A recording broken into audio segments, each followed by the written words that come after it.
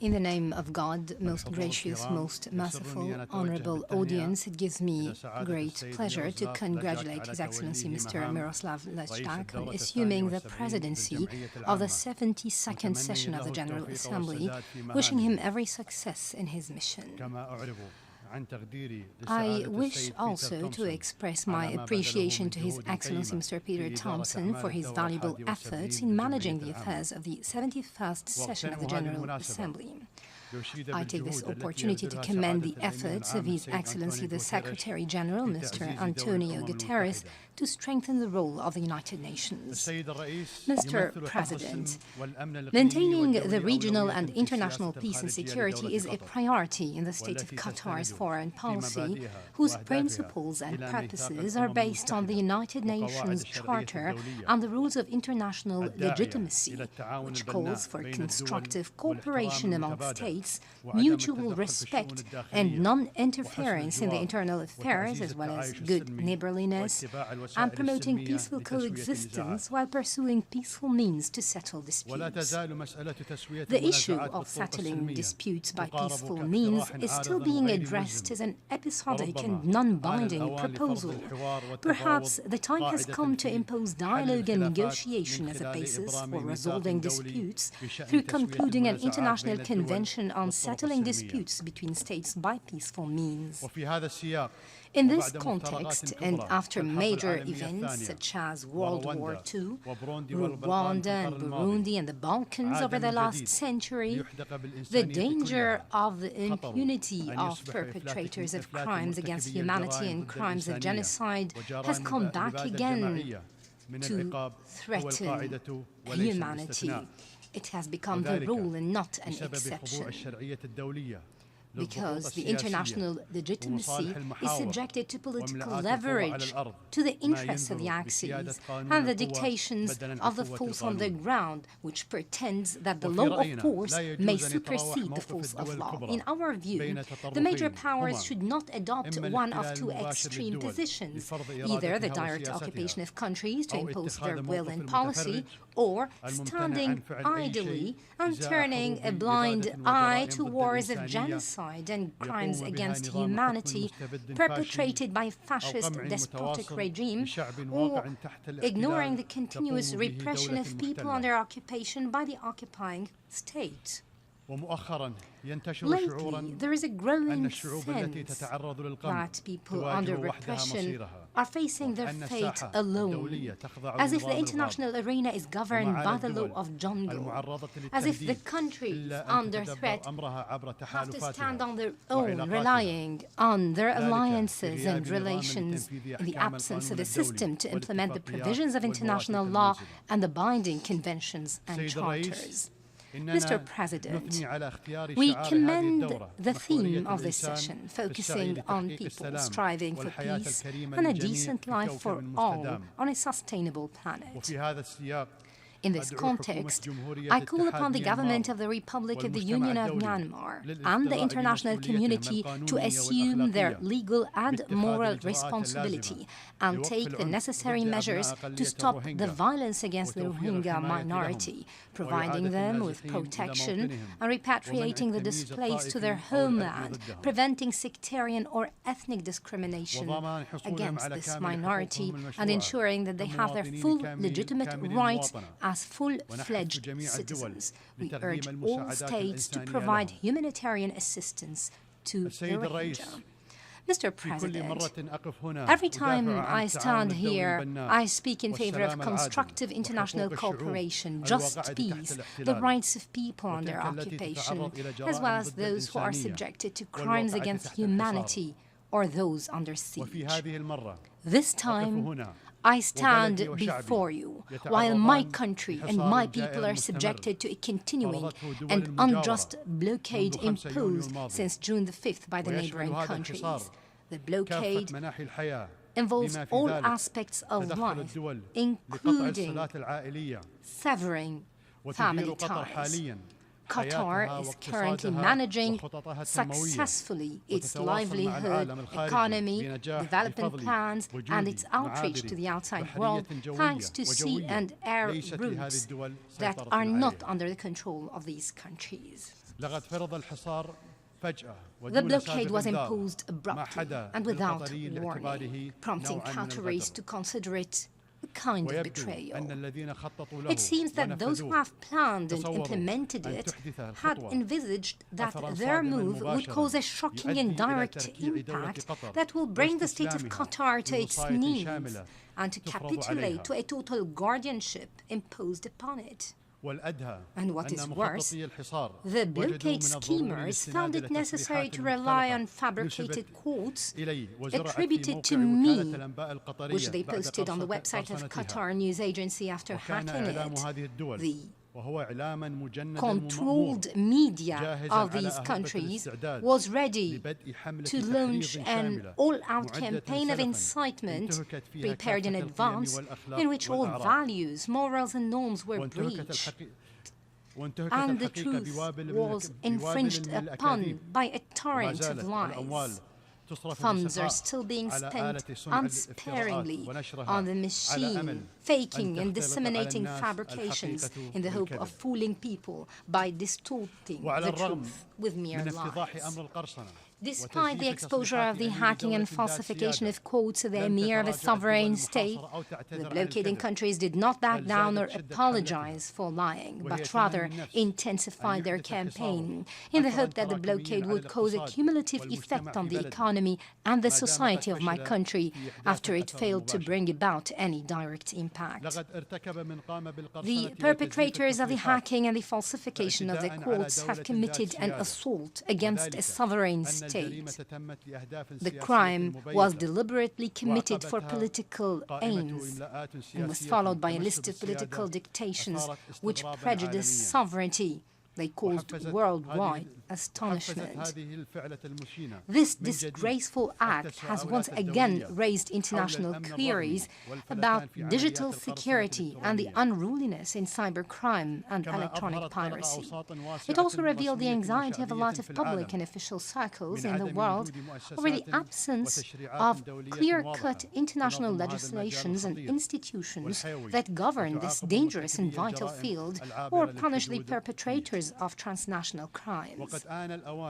It is high time to take steps in this vein. We are ready to mobilize our potentials to serve such joint effort. The countries who imposed the unjust blockade on Qatar have intervened in the internal affairs of the state by bringing pressure to bear on the citizens through foodstuff, medicine, cutting family ties, to force them to change their political affiliation, thus destabilizing a sovereign country. Isn't this one of the definitions of terrorism? This illegal blockade was not confined to the economic aspect or the breach of the WTO agreement, but it went beyond that. It violated human rights conventions by the arbitrary measures that have caused socio-economic harms and religious harm to thousands of citizens and residents of the GCC countries. They violated basic human rights to work, get education, or the freedom of movement, and the right to dispose of private property. Things did not stop at this point. The blockading countries went beyond that to persecute their own citizens and residents of their territory, and imposing penalties of imprisonment and fines on them for the mere expression of their sympathy with Qatar, even if that was on the social media, in a precedent never seen by the world, in violation of the human rights conventions and agreements that guarantee the right to freedom of opinion and expression. There are some countries that permit to themselves not only to attack a neighboring country to dictate their own foreign policy and policy undertaken in the media, but also believe that their possession of funds qualify them to put pressure and blackmail other countries to participate in their aggression, while they are supposed to be held accountable internationally for what they have committed. The countries who have imposed the blockade on on the state of Qatar interfere in the internal affairs of many countries and accuse all those who oppose them domestically or abroad with terrorism. Thus, they are inflicting damage on the war on terror, while at the same time opposing reform and supporting the tyrannical regimes in our region, the prisons of which harbor terrorists. We were not alone to be taken by surprise by the imposition of the blockade, as many countries' leaders have also questioned its motives and reasons. The blockading countries have promised all those who asked about the reasons of the blockade to provide evidence of their anti-Qatar absolute allegations and fabrications, which kept changing according to the identity of the addressee. Everyone is still awaiting an evidence that never materialized because it does not exist. In contrast, these allegations contradict a lot of evidence about Qatar's contribution to the fight against terrorism, which is recognized by the entire international community. The state of Qatar has fought terrorism. The whole international community bears witness to that, and it is still fighting it and will continue to do that. It stands in the camp of those who are fighting by security means. Qatar believes that it is necessary to fight it ideologically. It goes beyond that to participate in draining its sources through providing education to 7 million children around the world so that they do not fall prey to ignorance and radical ideas. We have refused to yield to dictations by pressure and siege, and our people will accept nothing less. At the same time, we have taken an open attitude towards dialogue without dictations, and we have expressed our readiness to resolve differences through compromises based on common undertakings. Resolving conflicts by peaceful means is actually one of the priorities of our foreign policy. From this podium, we renew the call for an unconditional dialogue based on mutual respect for sovereignty. And I highly value the sincere and appreciated mediation that the state of Qatar has supported since the start of the crisis, initiated by my brother, His Highness Sheikh Ahmad Al-Jaber Al-Sabah, the Emir of the sisterly state of Kuwait. I also thank all those countries that have supported this mediation. Allow me on this occasion and from this podium to express my pride in my Qatari people, along with the multinational and multicultural residents of Qatar.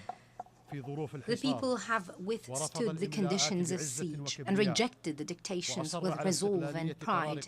They insisted on the independence of Qatar's sovereign decision and strengthened its unity and solidarity, maintaining their refined manners and their progress despite the fierceness of the campaign launched against them and their country. I reiterate my thanks to the sisterly and friendly countries which recognize the significance of respecting the sovereignty of states and the rules of international law. We appreciate their positions which were and remain supportive of the Qatari people during this crisis. Mr. President, terrorism and extremism are among the most serious challenges facing the world.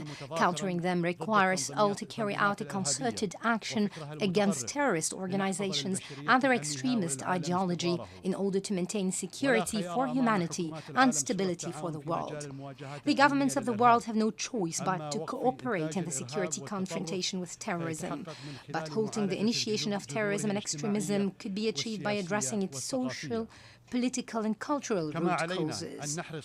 We also must be careful not to make the fight against terrorism an umbrella for reprisals or shelling of civilians. The fight against terrorism and extremism was and will remain a top priority for Qatar. This is exemplified by the effective participation of the state of Qatar in regional and international efforts through the implementation of the measures included in the United Nations strategy adopted back in 2006, as well as the implementation of all Security Council resolutions and measures related to countering terrorism or financing it. We've also participated in international coalitions, regional organizations, and nurtured bilateral relations with the United States and many countries of the world to that vein. The state of Qatar will continue its regional and international efforts in this regard and will develop them. While reaffirming our condemnation of all forms of extremism and terrorism, we reject tackling this phenomenon with double standards according to the identity of the perpetrators, or linking it with any particular religion, race, civilization, culture, or society.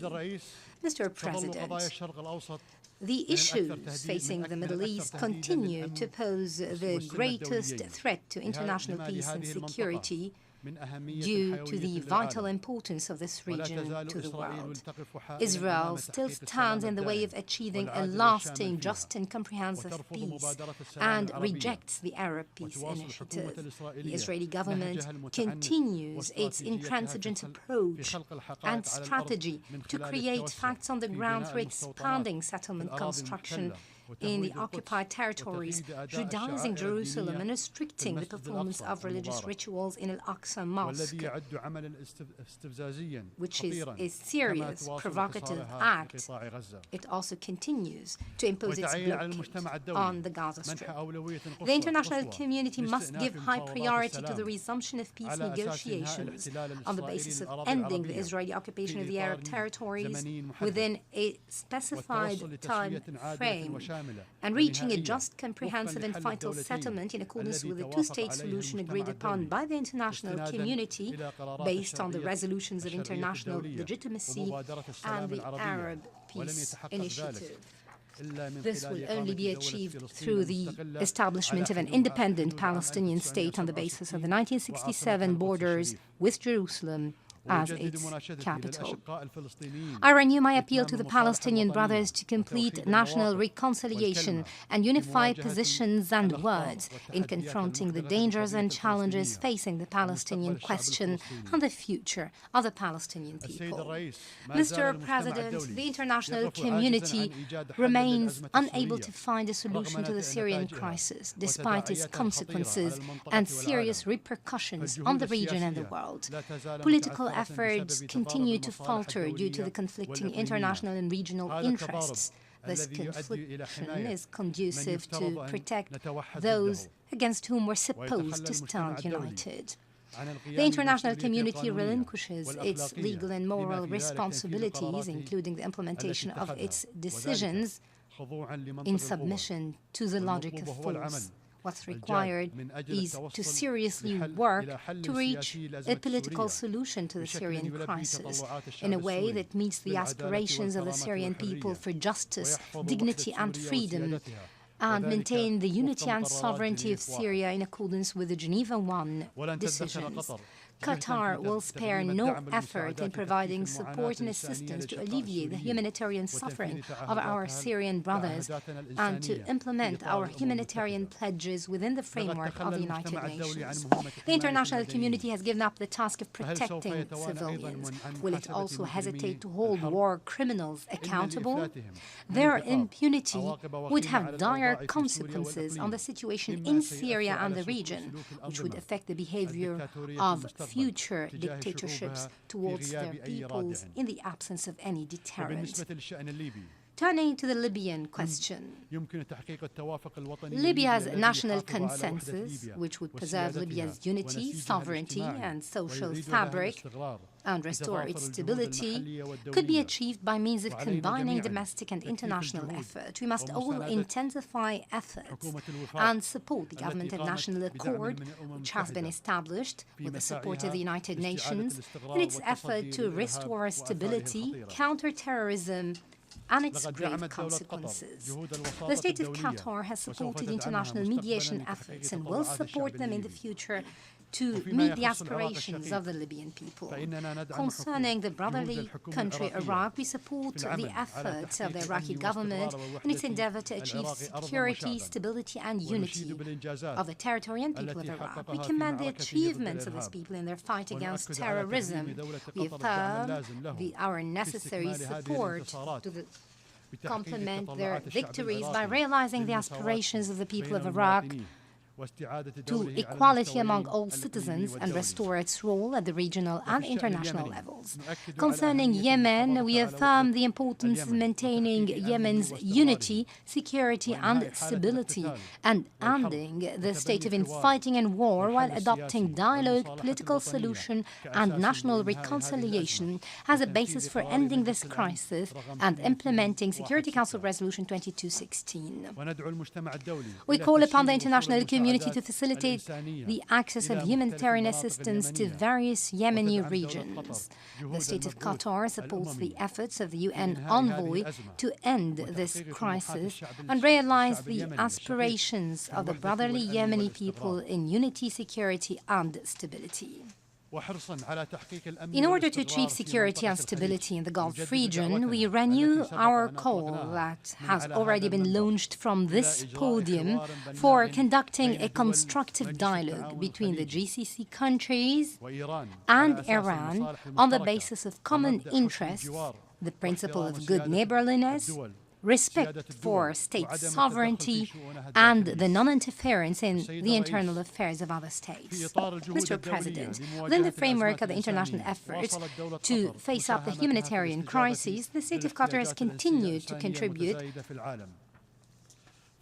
in the international response to the growing humanitarian needs in the world at large. We have increased our financial contributions to the United Nations Office for the Coordination of Humanitarian Affairs, the OCHA, to enable the United Nations to implement UN programs and provide humanitarian relief to those in need worldwide.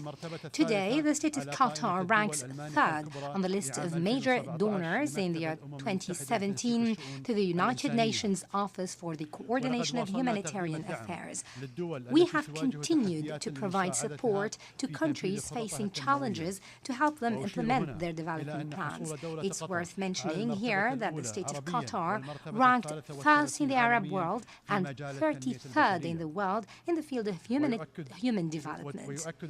This proves the effectiveness of our humanitarian and development policy. We look forward to achieving the goals of the United Nations Sustainable Development Agenda, which we have all committed to achieve. In conclusion, we reiterate that the state of Qatar will spare no effort in strengthening the role and effort of the United Nations to achieve what the international community seeks, bringing in peace and security and promoting human rights and advancing development. Qatar will remain, as is always the case, a safe haven for the oppressed, and we will continue its mediation efforts to find just solutions in conflict zones. Thank you, and may Allah's peace, mercy and blessings be upon you. On behalf of the General Assembly, I wish to thank the Emir of the State of Qatar for the statement just made. May I request representatives to remain seated while we greet the head of state.